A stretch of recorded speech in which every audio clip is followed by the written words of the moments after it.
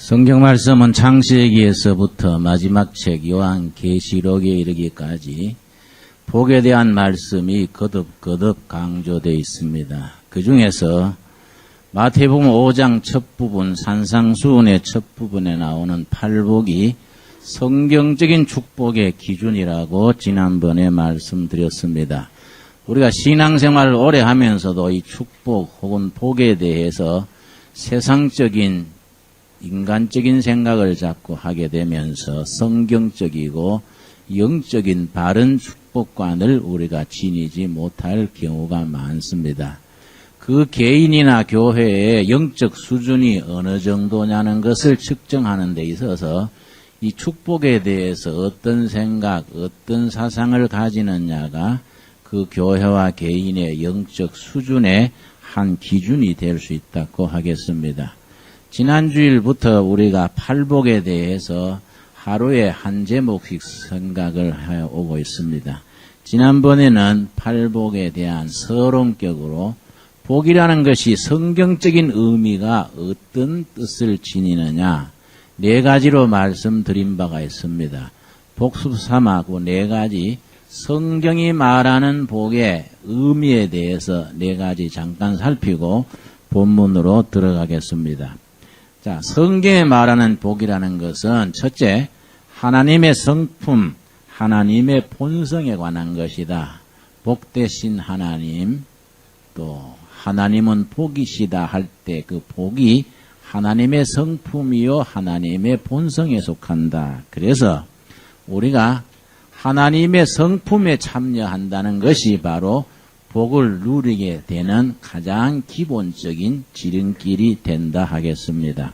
두 번째, 영어에서 God bless you 할 때 bless라는 거, 복 받으십시오 할 때 bless라는 말이 두 가지 의미를 가지는 단어다. 첫째는 피 흘려서 통째로 바친다.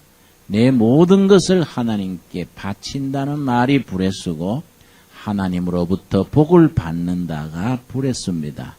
그걸 종합하면은 복이라는 것은 하나님으로부터 뭘 받는 수준이 아니고 내 삶 전체를 통째로 하나님께 바치는 것, 그것이 복의 기준이라고 말씀드렸습니다. 세 번째, 복이라는 것은 세상으로부터 사람들로부터 뭘 받는 것이 복의 기준이 아니라 사람들을 주는 것, 나누는 것, 베푸는 것이 성경적인 복의 의미라고 말씀을 드렸습니다. 네 번째, 성경에 말하는 복 중에 대단히 중요한 겁니다. 삭막한 사막 한가운데 있는 오아시스, 이 성경적인 복의 중심 개념에 속한다고 했습니다. 메마른 사막 한가운데 오아시스가 있어서 지하에서 끊임없는 지하수가 솟아오르기 때문에 거기는 나무가 자라고 짐승이 살고 사람이 쉴 수가 있습니다. 마찬가지로 사막과 같은 삭막한 오늘날의 시대에 그리스도 안에서 사막의 오아시스 같은 심령의 축복을 받아서 성령님의 은혜가 외부로부터 나한테 복으로 임하는 것이 아니라 내 속 심령으로부터 끊임없이 솟아올려서 사막 한가운데 오아시스와 같은 신령한 은혜를 누리는 것, 그것이 성경이 말하는 축복의 중심 개념입니다. 그런 점에서는 이사야서 58장 11절이 가장 대표적인 말씀이라 하겠습니다. 성경적인 축복을 누리는 하나의 성경적 기준으로서 이사야서 58장 11절입니다. 바라기는 우리 두레교회 성도님들은 이사야서 58장 11절 같은 말씀을 깨끗한 종이에 신이 적어서 식탁 옆이나 어디 거실 옆에 붙여두고 온 가족이 이 말씀을 아예 암송해버리고 잘 박힌 못처럼 마음에 새기는 것이 참 중요하다고 생각됩니다. 이사야 58장 11절, 나 여호와가 너를 항상 인도하여 마른 곳에서도 바로 사막같이 메마른 이런 세상 한가운데서도 너 영혼을 만족해 하며 너 뼈를 경곡해 하리니. 그 다음 같이 읽겠습니다. 너는 물된 동산 같겠고 물이 끊어지지 아니하는 샘 같을 것이니라. 물이 끊어지지 않는 샘 같은 우리의 심령, 하늘로서 임하는 끊임없는 생명의 기쁨과 감사가 마음속으로부터 우러나오는 그런 심령, 바로 복받은 심령이고, 비유하자면 사막 한가운데 오아시스에 비할 수 있는 우리의 마음 자리라고 할 수 있겠습니다. 그런 뜻에서 우리 둘의 교회는 물된 동산 같은 교회. 교회에 나오면 늘 훈훈하고 따뜻하고 지하수가 솟아오르는 것 같은 성령님의 감사와 기쁨을 속사람으로 누리는 교회를 이루어 갈 수 있게 되기를 바랍니다. 자, 오늘 본문으로 들어오겠습니다. 마태복음 5장 3절, 예수님께서 가르쳐 주신 8가지 복 가운데서 첫 번째 복입니다. 내가 지난주에 이 말씀을 천천히 묵상하면서 한 가지 내가 느낀 것은 8가지 복을 예수님이 가르쳐 주시면서 그 순서 자체가 참 중요하다는 것을 느꼈습니다. 오늘 생각하는 첫 번째 복이 다른 7가지 복을 받을 수 있는 기본이 됩니다. 그릇을 준비하는 거라 할 수 있겠습니다. 5장 3절 우리 같이 읽겠습니다. 심령이 가난한 자는 복이 있나니 천국이 저희 것이며. 심령이 가난한 자는 복이 있다. 천국이 저희 것이다. 다시 한번 말씀드리거니와 이 8가지 복이 한결같이 그 내용이 뭘 말해주느냐 하면은, 흔히 우리가 신앙생활을 오래 하면서도 그 생각이 바뀌지 못하는 것이, 복받는다 할 때에, 성령 충만해서 복받는다 할 때에 그것이 물질적인 것, 세상적인 것에 자꾸 우리가 머무르기 쉽습니다. 그러나 예수님이 본문에서 가르쳐 주신 8가지 복은 한결같이 인격적인 것, 내면적인 것, 정신적인 것을 말씀하셨지, 세상적인 것, 물질적인 것에 대해서는 한마디도 언급이 없습니다. 이거에 우리가 아주 심각하게 생각해야 될 일입니다. 자, 그런 전제 위에서 오늘의 본문인 심령이 가난한 자는 복이 있다 할 때, 심령이 가난하다는 게 뭐이냐? 내가 결론을 먼저 말씀드리자면은, 심령이 가난하다는 것은 3가지 상태를 말합니다. 3가지. 그 3가지 상태를 결론을 먼저 말씀드리고 하나씩 내가 설명을 하겠습니다. 첫째, 심령이 가난하다는 말은 심령이 겸손하다는 말입니다. 겸손하다. 마음이 겸손한 것을 심령이 가난하다는 표현을 합니다. 두 번째, 마음이 깨끗하다는 말입니다. 세 번째, 빈 마음이라는 뜻입니다. 빈 마음이 되어야 하늘로서 임하는 복을 채울 수가 있는 것입니다.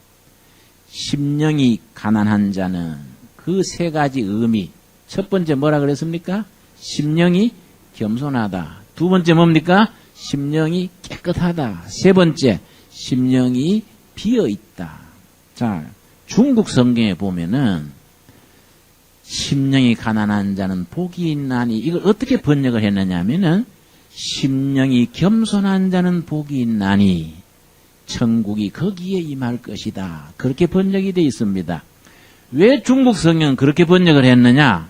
성경 원문에서 심령이 가난하다는 말고, 가난하다는 말이 겸손하다고 번역해도 되는 단어고 가난하다고 번역해도 되는 단어이기 때문에 우리 성경에서는 심령이 가난한 자는 이렇게 번역을 했는데, 중국 성경에서는 심령이 겸손한 자는 복이 있나니 이렇게 번역을 한 겁니다. 이 성경 원문에서는 아예 시로 되어 있기 때문에 복이 있도다. 심령이 겸손한 자들이여 그 마음에 천국이 임하는도다. 이렇게 되어 있습니다. 복이 있도다가 헬라어로 마카리오입니다. 마카리오이, 복이 있도다. 심령이 가난한 자들이여, 심령이 겸손한 자들이여, 그 겸손한 마음에 하나님의 나라가 임하는도다. 여러분, 우리가 이 마태복음 5장의 팔복을 생각할 때 성경 다른 복음서에는 누가복음 6장에도 팔복에 대한 말씀이 있습니다. 그런데 마태복음 5장을 예수님이 강론하실 때는 산 위에서 강론하셨기 때문에 산상수훈이라고 말합니다. 그런데 누가복음 6장에서는 평지에 들판에서 둘러앉아서 강론하셨기 때문에 평지수훈이라고 그렇게 말합니다. 산상수훈과 평지수훈이 줄거리는 같으면서도 약간의 차이가 있습니다. 어떤 차이가 있느냐면은 누가복음 6장 20절에서는 심령이 가난한 자들이 아니고 그냥 가난한 자들은 복이 있나니 이렇게 심령이라는 말이 빠져 있습니다. 심령이 붙어있든 빠져있든 가난하다는 게 뭐냐? 가난하다는 거. 이 본문에서 말하는 가난하다는 게 뭐냐? 본문의 뜻을 깊이 살펴보면은 돈이 많은 사람, 적은 사람, 경제가 부유한 사람, 가난한 사람, 그걸 넘어섭니다. 여기서 가난하다는 말의 첫째 뜻은 말씀드린 것처럼 그 마음이 겸손한 자는 복이 있다. 이 겸손이란 것은 영적으로 말하면은 하나님이 가장 기뻐하시는 성품입니다. 반대로 하나님께서 제일 나쁘게 보시는 성품이 뭐이겠습니까? 교만입니다. 우리 세계 2000년 교회 역사의 가장 위대한 인물을 아우구스티누스를 잡는데 한 분은 어거스틴에게 그 제자가 물었습니다. 스승님, 하나님 앞에서 가장 큰 덕은 어떤 덕입니까? 그렇게 물으니까 어거스틴 그 스승이 대답하기를 겸손이다 그랬습니다. 스승님, 그러면 두 번째로 가장 큰 덕은 하나님 앞에서 뭐입니까? 그러니까 역시 겸손이다 그랬습니다. 세 번째로는 뭐일까요? 하니까 역시 겸손이다 그렇게 말했습니다.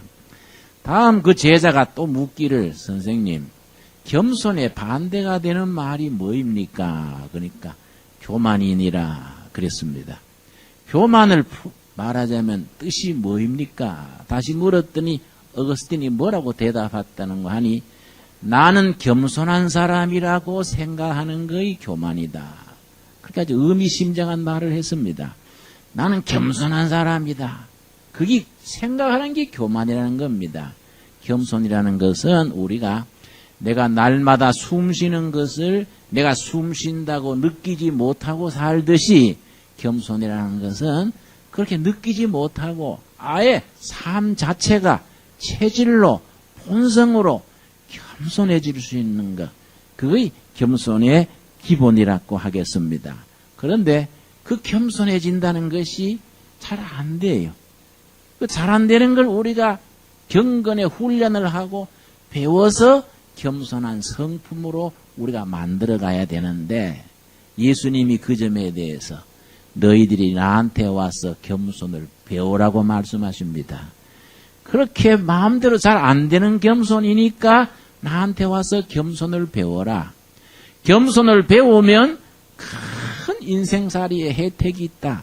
그걸 뭐라고 하시느냐 하면은 마태복음 11장입니다. 우리 다 한번 찾아보겠습니다.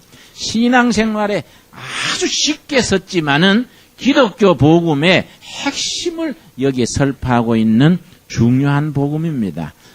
중요한 내용이라 하겠습니다. 마태복음 11장 28절에서 30절 사이에 예수님께서 우리를 초청하시기를, 나한테 와서 겸손을 배워라. 겸손을 배우면은 이 땅에 사는 삶에서 어떤 혜택을 누리게 된다.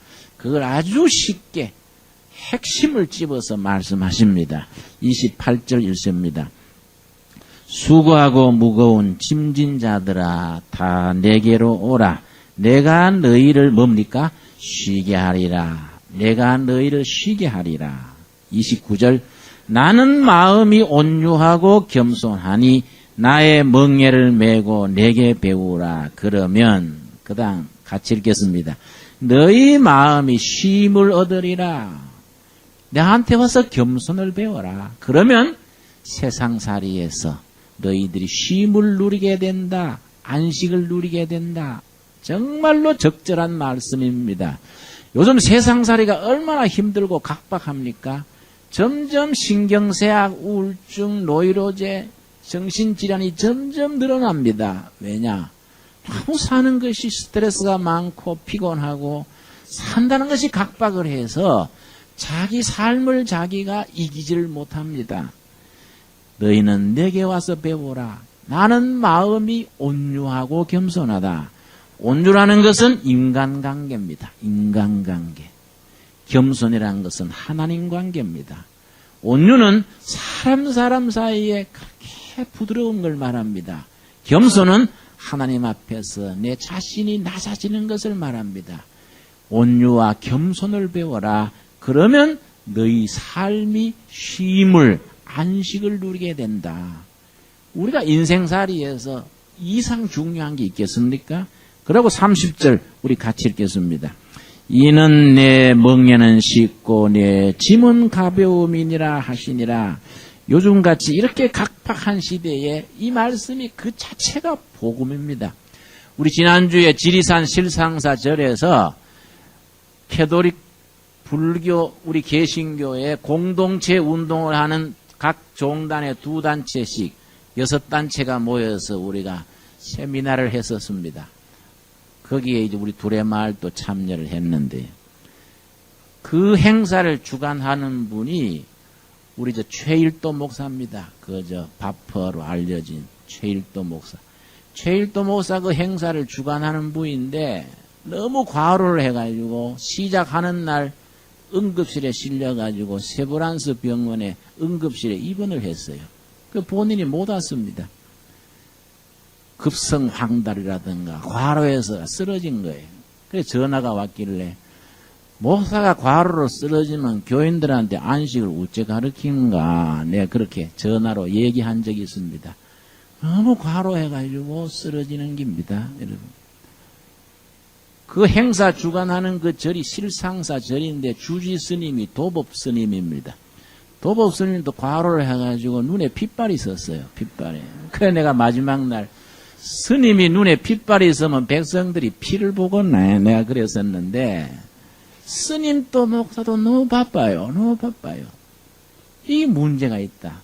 우리가 교인들한테 백성들한테 영혼의 안식과 삶의 안식을 가르쳐야 되는데 스님이나 목사님들이 과로해가 입원하고 핏발이 있으면 이게 좀 문제가 있대. 저는 30살에 일을 시작해서 33년째 일하고 있습니다. 30대, 40대를 지나면서 내가 후회하는 것이 한 가지 있습니다. 뭔 후회냐면은 하나님이 원하시는 것보다가 내가 일을 더 많이 벌려서 일을 너무 많이 했는 것을 후회합니다. 너무 일을 많이 했어요. 그래서 40대 지나면서 골병이 들어가지고 지금은 일을 제대로 잘 못하는 것 같아요. 그때 좀 제정신 있게 한창 아꼈으면 지금 좀 잘할 텐데 너무 일 많이 하다 보니까 아이고만 일을 제대로 못하는 것 같아요. 여러분. 영의 세계, 신앙의 세계는 일 많이 한다고 제대로 되지 않는다는 걸 가르쳐주는 겁니다. 그래서 우리 주님께서 내게 와서 배워라. 뭘 배우라고요? 2가지. 첫째는 뭡니까? 온유를 배우고 2번째 뭡니까? 겸손을 배워라. 그렇게 배우면 너희들이 영혼이 안식을 누리고 쉼을 얻게 된다. 그래서 요한계시록 14장에 천국과 지옥을 비교를 하면서 아주 핵심을 짚어줍니다.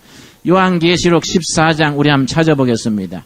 요한계시록 14장 말씀 보면은 천국은 뭐이고 지옥이 뭐이냐 이 말씀 가만히 읽어보면은 우리가 지금 천국과 지옥을 인간들이 열심히 만들어서 지금 누리고 있는 겁니다. 요한계시록 14장 11절 말씀 보겠습니다. 먼저 보면은 지옥을 설명을 합니다. 지옥은 어떤 곳이 지옥이냐? 14장 11절 말씀. 11절을 제가 읽습니다. 그 고난의 연기가 지금 지옥을 설명하는 것입니다. 세상에서 그 살던 그 고난의 삶이 지옥에 가서도 그 고난의 연기가 세세토록 올라가리로다. 짐승과 그의 우상에게 경배하고 그 이름의 표를 받는 자는 누구든지 뭐라 그랬습니까? 밤낮 쉼을 얻지 못하리라. 저승에 가서 쉬지 못하는 것이 지옥입니다. 그 다음 천국 말이 나옵니다. 12절. 성도들의 인내가 여기 있나니 저희는 하나님의 계명과 예수 믿음을 지키는 자니라. 자, 예수를 믿고 계명을 지키고 살았던 사람들이 사는 천국 얘기가 13절. 또 내가 들으니 하늘에서 음성이 나서 가로되 기록하라. 자금 이후로 주 안에서 죽는 자들은 뭐입니까? 복이 있도다. 천국에서 누리는 복이 어떤 복인지 나옵니다. 복이 있도다.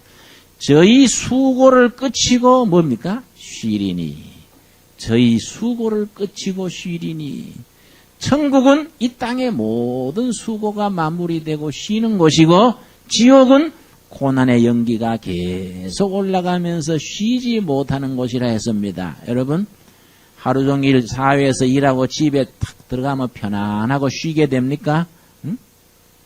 그런데 쉬려고 남편이 왔는데 부인이 바가지 끌고 쌓고 하면은 내 친구 중에 한 명이 아이고 김 목사 가정을 유지하기가 힘들어. 응? 아이고 마누라와 같이 사니 수류탄을 안고 살지 난 못 살겠어. 중소기업 경영하는 것보다 마누라 경영이 더 힘들어. 아주 그러더라고요. 가정이 쉼을 누려야 되는데 쉼을 누리지 못하고 안식이 없으면은 지금 온 식구가 지옥을 연습하고 있는 겁니다. 그렇지요? 가난해도 괜찮아요.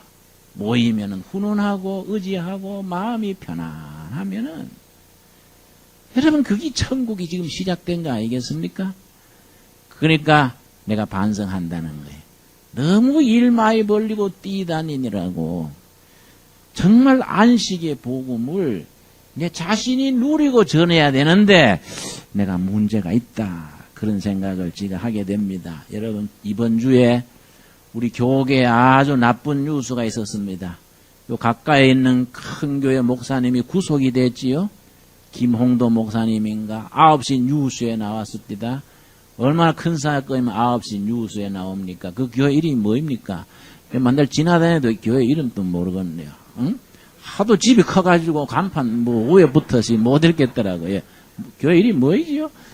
아, 금랑교회. 그 내가 가만 들어보니까 그 큰 교회 목사님이 그 구속이 돼가 오늘 그 교인들이 모여서 얼마나 황당하겠습니까? 내가 내용은 잘은 모르지만은 몇 년 전에 세배당 잘 지어놓고 얼마 안 돼가 또 그걸 뜯었단 말이에요. 세배당을 뜯어가지고 더 크게 지었는데 크게 지으면서 무리를 해가지고 그게 지지파 안지지파 생겨가지고 이거 막 싸움이 나가지고 구속이네요. 구속이. 여러분 우리도 이제 교회가 비좋으니까 교회 지으려고 털을 사놨는데 한 다리 꼴짝에 크게 지으려고 그러다가 우리 교인 중에 둘이 짝 갈라져가지고 김진홍 목사 옳다 아니다 안 옳다 이래가지고 내가 몇 년 뒤에 구속되는 거 생각만 해보십시오. 생각만. 아이고 끔찍해야죠. 생각만 해도 손에 땀이 나지요. 아이고 이게.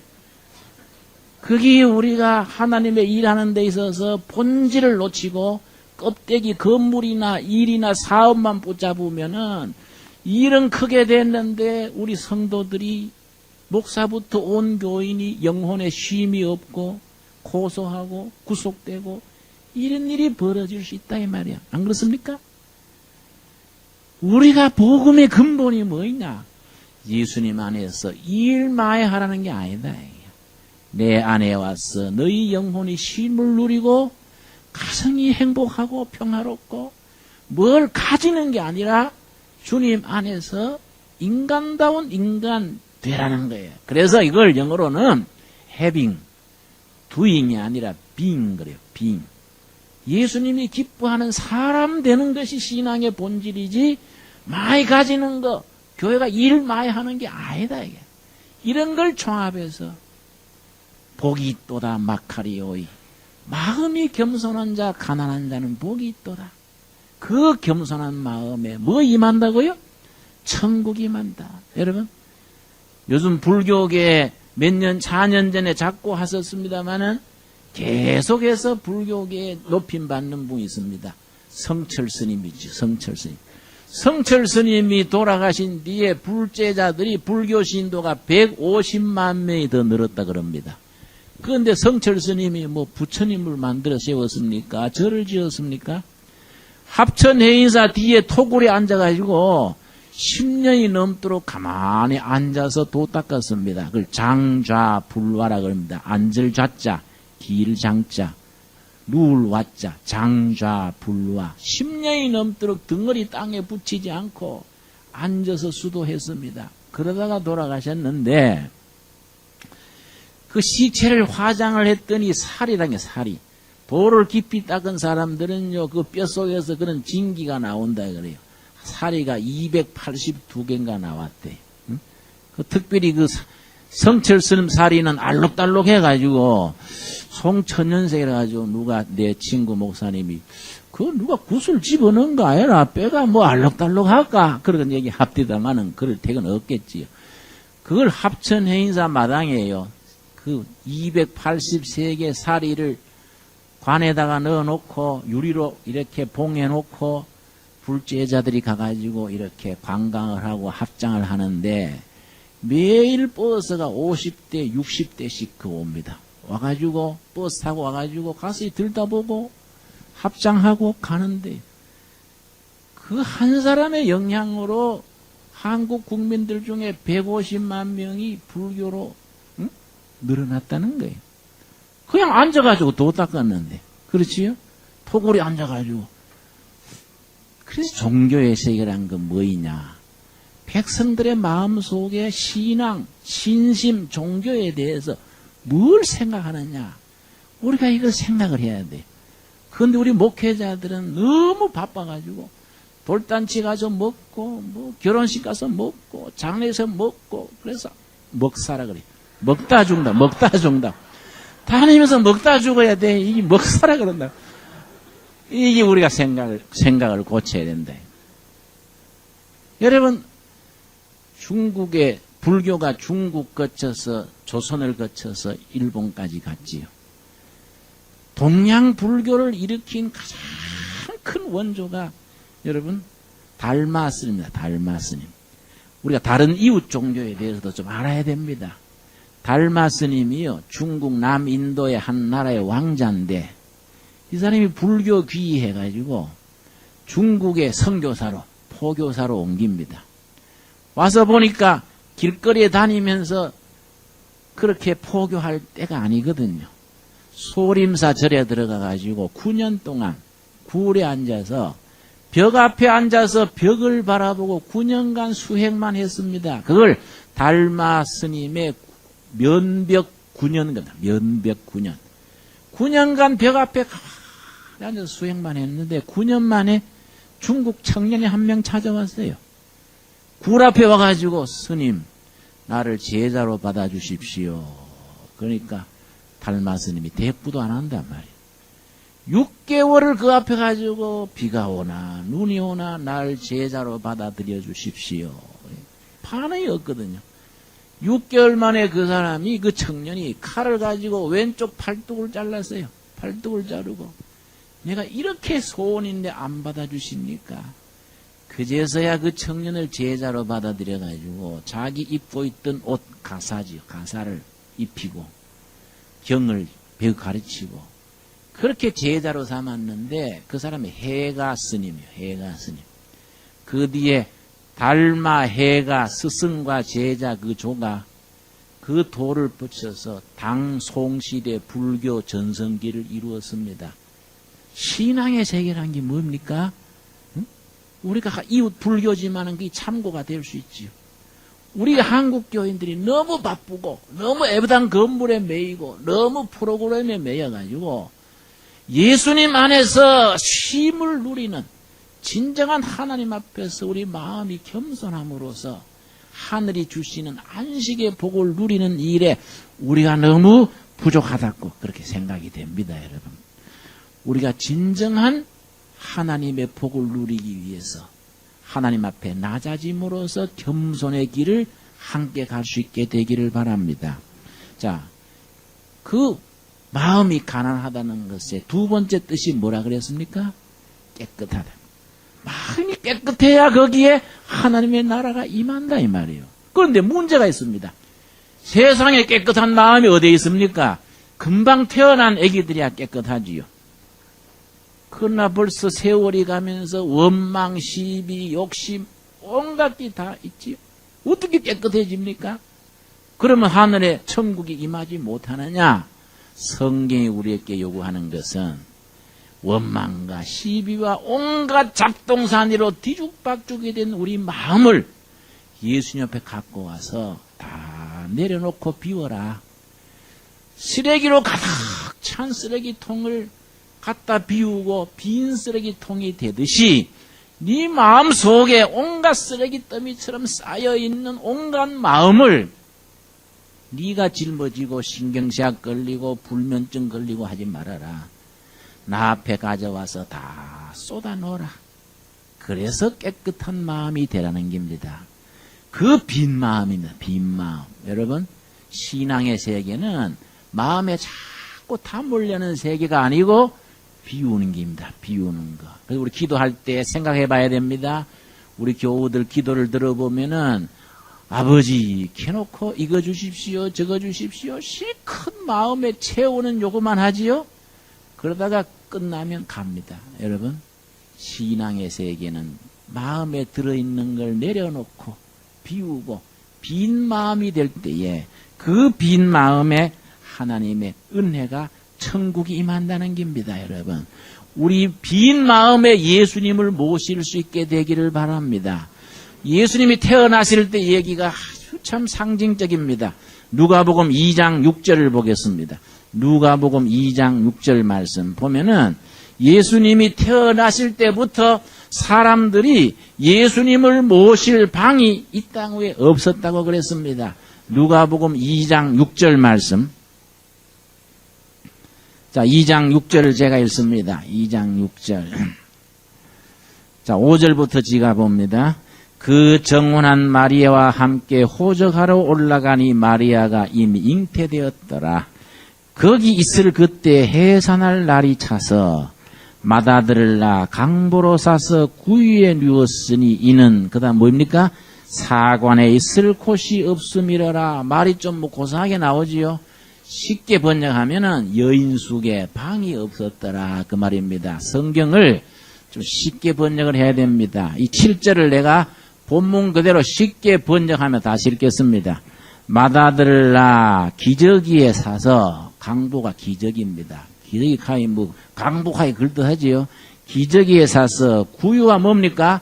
소죽통입니다. 소죽통. 소 밥 먹는 소죽통이 구유입니다. 그러니까 맏아들을 낳아 기저귀에 사서 소죽통에 누웠으니 이는 여인숙에 있을 방이 없었음이라. 훨씬 실감이 나죠? 여러분, 예수님이 들어갈 방이 없었어. 방이. 지금도 마찬가지입니다. 우리 마음에 욕심과 여러 원망과 시비가 가득 차서 예수님을 모실 방이 없는 겁니다. 여기가. 여러분, 그러니까 우리가 이걸 다 비워놓고 깨끗한 마음, 빈 마음으로 예수님을 모시는 우리들이 될 수 있게 되기를 바랍니다. 그러면 빈 마음에 뭐 임한다는 겁니까? 천국이 저희 것이 된다. 여러분, 이 복된 말씀이 팔복 중에 첫 번째인 이유가 참 중요한 것이 나머지 7가지는 마음에 채우는 겁니다. 첫 번째 빈 마음을 만들어 놓고 거기에 두 번째부터 하나, 둘, 7가지를 채우는 것이 팔복을 예수님이 말씀하시는 순서가 됩니다. 그런데 여러분, 우리가 마음을 채워야 될 때 채우지 못하고 비워야 될 때 비우지 못하고 엉뚱한 걸로 잔뜩 채우고 있으면은 하나님께서 우리를 사람 되게 하시려고 억지로 채찍질 해가지고 실패시키고 아픔이 오고 좌절을 하면서 마음을 비우게 하시는 경우가 있습니다. 그래서 성도들에게 시험이 오고 좌절이 오는 겁니다. 그런 질병이 오고 아픔이 오는 겁니다. 그럴 때 영적 사인을 깨달아야 돼요. 아, 하나님이 내 마음을 비우시라는 기구나. 내가 깨끗한 마음이 되라는 거구나.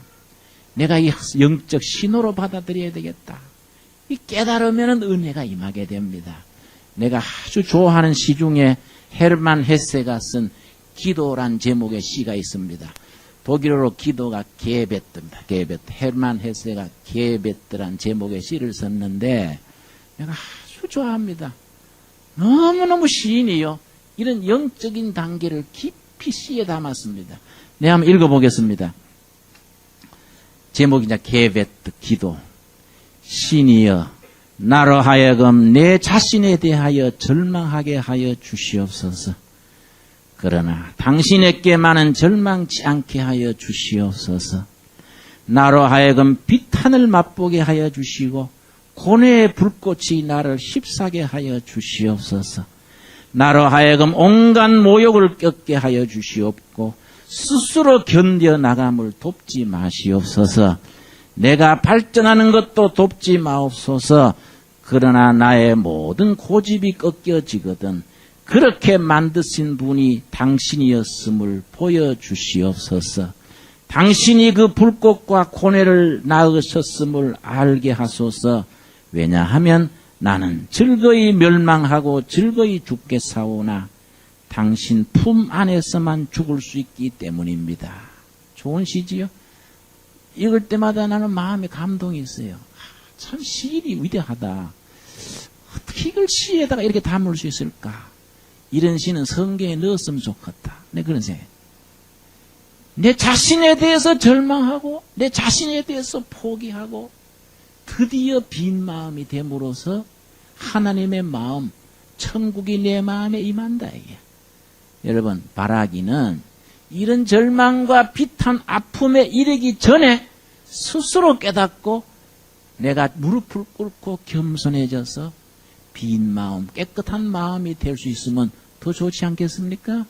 우리가 팔복을 공부하는 첫째 시간에 복이 있도다 마카리오이, 마음이 겸손한 자들이여. 두 번째 뭡니까? 마음이 깨끗한 자들이여. 세 번째 뭡니까? 마음이 빈 마음인 자들이여. 그 비어있는 마음에, 겸손한 마음에, 깨끗한 마음에 천국이 임하는 복이 임하느니라. 우리 모두의 말씀이 될 수 있기를 바랍니다. 기도하겠습니다. 주님, 은혜를 감사드립니다. 이 시간 저희들 마음을 겸손하게 하셔서 감사합니다. 깨끗하게 하심을 감사드립니다. 우리 마음을 세상의 아픔과 염려와 원망에서 비워주셔서 빈 마음 되게 하심을 감사드립니다. 우리는 부질없는 것으로 마음을 채우는데 너무 바쁘고 번잡하고 고민하고 했습니다. 다 비우고 빈 마음으로 예수님의 마음을 배울 수 있게 하여 주시옵소서. 그리하여 우리 영혼도 몸도 교회도 가정도 안식을 누리도록 복된 마음이 되게 하옵소서. 예수님의 이름 받들어 기도드려 사옵나이다. 아멘.